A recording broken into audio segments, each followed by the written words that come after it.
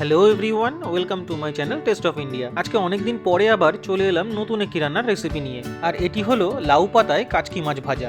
রেসিপিটি কিন্তু খুবই পুরনো দিনের। এখনকার দিনে এই ধরনের রান্না প্রায় হয় না বললেই চলে। ভিডিওটি কিন্তু শেষ পর্যন্ত অবশ্যই দেখবেন, আশা করি সবারই খুব ভালো লাগবে। তো চলুন শুরু করা যাক।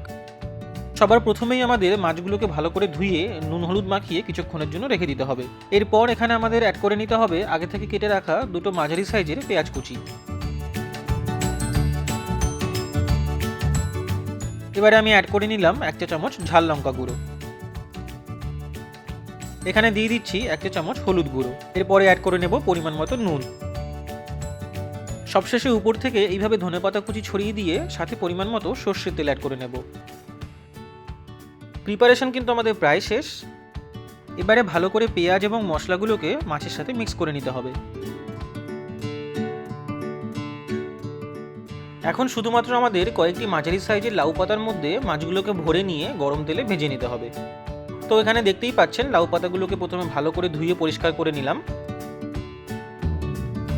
এবারে ধীরে ধীরে মাছগুলোকে লাউ পাতার মধ্যে ভরে নিতে হবে।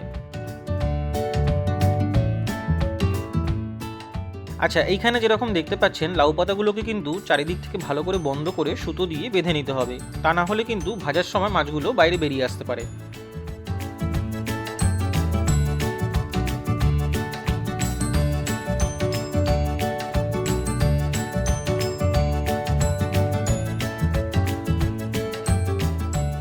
আমাদের কিন্তু সমস্ত মাছগুলোকে লাউ পাতার মধ্যে ভরে বেঁধে নেওয়া হয়ে গেছে। এবার চলুন ভেজে নেওয়া যাক। আচ্ছা, এইখানে আমরা অল্প পরিমাণে বেসন আর পরিমাণ মতো নুন দিয়ে একটা ব্যাটার বানিয়ে নিয়েছি। কড়াইতে তেল গরম করে নেবার পর লাউ পাতায় ভরা কাচকি মাছগুলোকে বেসনের ব্যাটারে এইভাবে ডুবিয়ে মিডিয়াম ফ্লেমে 10 থেকে 15 মিনিট ভালো করে ভেজে নিতে হবে।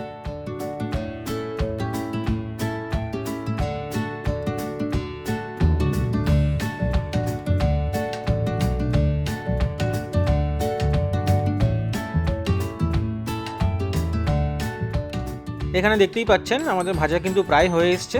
এইভাবে একে একে বাকি মাছগুলোকেও ভেজে নেব। আশা করি ভিডিওটি আপনাদের সবার খুব ভালো লেগেছে। গরম ভাতে কিন্তু এই লাউ পাতায় ভরা কাচকি মাছ ভাজা খেতে খুবই সুস্বাদু হয়। বাড়িতে একবার অবশ্যই ট্রাই করে দেখবেন। আর হ্যাঁ, আপনারা কিন্তু এই কাচকি মাছের বদলে মৌরলা মাছও ইউজ করে নিতে পারেন।